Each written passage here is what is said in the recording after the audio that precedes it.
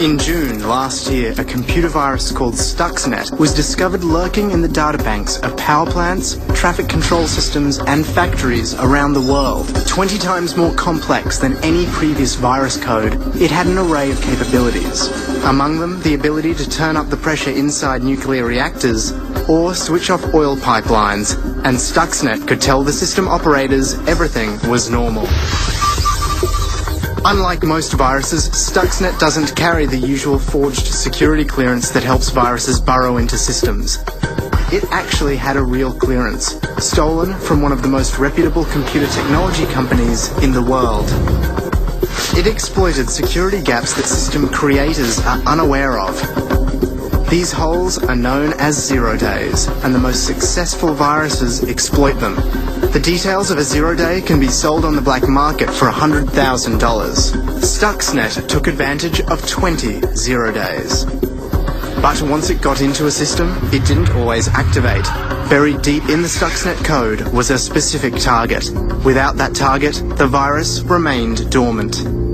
What was it looking to shut down? The centrifuges that spin nuclear material at Iran's enrichment facilities. Stuxnet was a weapon, the first to be made entirely out of code.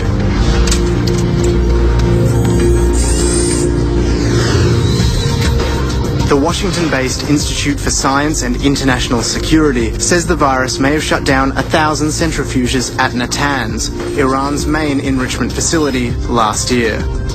In November, the International Atomic Energy Agency, the UN's nuclear watchdog, said Iran had suspended work at its nuclear facilities without explaining why. Many observers credited Stuxnet. Last month, the Iranian government conceded the virus's infection of the Bashir nuclear facility, still under construction, meant that switching the plant on could lead to a national electricity blackout. Iran has responded to the attack with an open call for hackers to join the Iranian Revolutionary Guard and has reportedly amassed the second largest online army in the world. So who was behind Stuxnet? There's no evidence beyond rumor. Some have it that Israel is responsible because the virus code apparently contains references to the Hebrew Bible. Others believe the US was involved in the testing and development. The finger has even been pointed at Siemens mobile phone company, whose software is used by the Iranian regime. The most important question may not be who designed it, but who will redesign it. The evolution has been so fast that 9 months after its detection, the first virus that could crash power grids or destroy oil pipelines is available online for anyone to download and tinker with. You can watch people on YouTube pulling Stuxnet apart. It's an open source weapon, and there's no way of knowing who will use it or what they will use it for.